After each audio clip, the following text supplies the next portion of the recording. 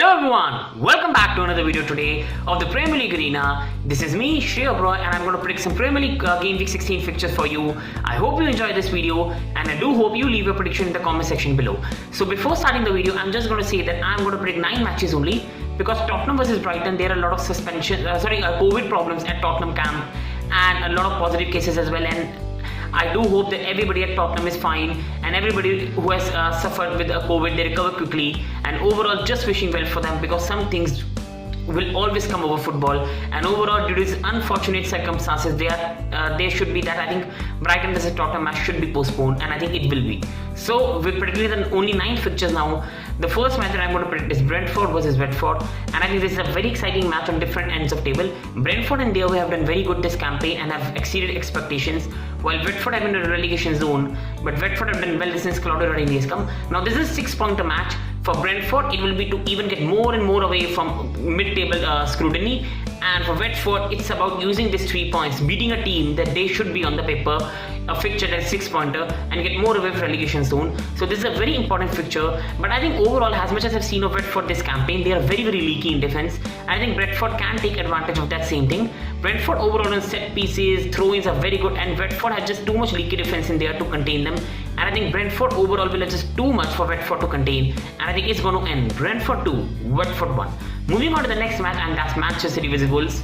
We remember under great Wolves days when they used to trouble Manchester City, Adama Traore, counter attacks, and right now under Bruno Fires they're doing a fantastic job. We saw against Liverpool, it took them 94th minute goal to beat Wolves last match. So Wolves will be a hard side to beat, but City just have too much quality on paper. Phil Foden, Grealish, Kevin De Bruyne, Gundogan, they have just too much quality to get that one goal, and with the defense they've got Ruben Diaz, Laporte playing well, Cancelo playing well, Kyle Walker playing well, they will have just too much for Wolves to not threaten them too much, and they'll get that one goal and keep it because Wolves will be too tight. So for me, this is going to end Manchester City 1, Wolves 0.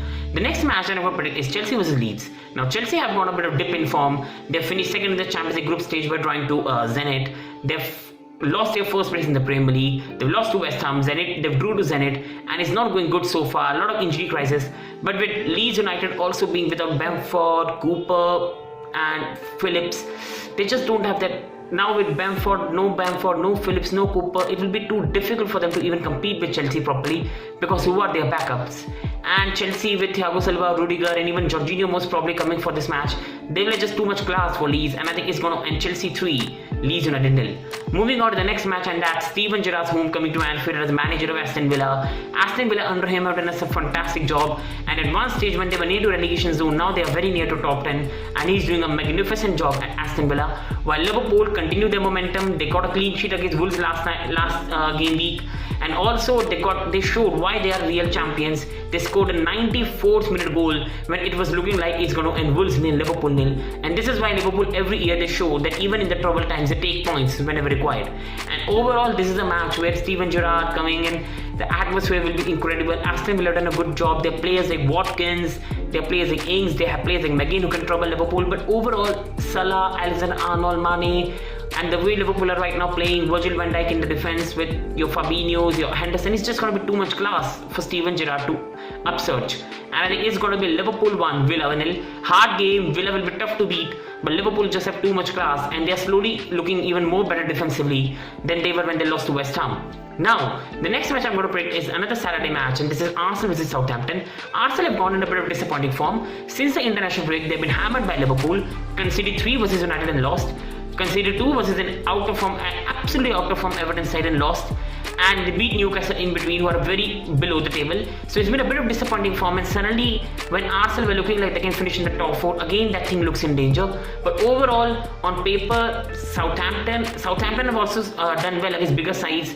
They gave Chelsea a very good fight before conceding 2 late goals. They got a draw against City United.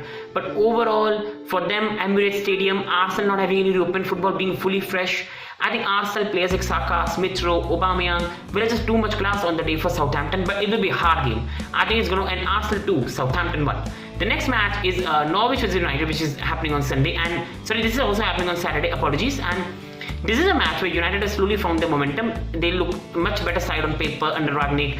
They press. They're looking a much more exciting side. A proper manager now they've got on their hands. The momentum is there, and overall happiness is there in the camp. They are playing some exciting football under Rangnick, and Norwich on the other hand, who have done a somewhat fine job under Dean Smith, but still on paper they do not have the quality to compete with the Premier League teams. And I think this will be another match where Norwich will try best. Dean Smith will show that he's a good manager, but they are nowhere near Rangnick and Manchester United ability. And I think United will have just too much firepower to get past Norwich, and it will be Norwich 1. I do think United will concede because they're slowly finding their feet under Rangnick, but United will put them into the bed with 3-1 victory, scoring 3 goals and looking very good on paper. The next match, now looking on to the Sunday's fixture, is Burnley versus West Ham. West Ham have looked very good of the late. They've beaten Chelsea. They've shown that people have been saying West Ham could get away from this West Ham Europa League thing. They are first in the Europa League group. They are doing very well in the league, so they have done a fantastic job. Antonio, Fornals, Lanzini, Benrahma, Rice, Suchek. They've got a very good team up there, and you have to respect them for what they're doing. But I think Burnley is a fixture you want to go to. Burnley right now are in the relegation zone and feeling the heat. And overall, Burnley away at Turf Moor. Burnley is not going to be like Chelsea, where Chelsea will take the game to you and leave spaces behind.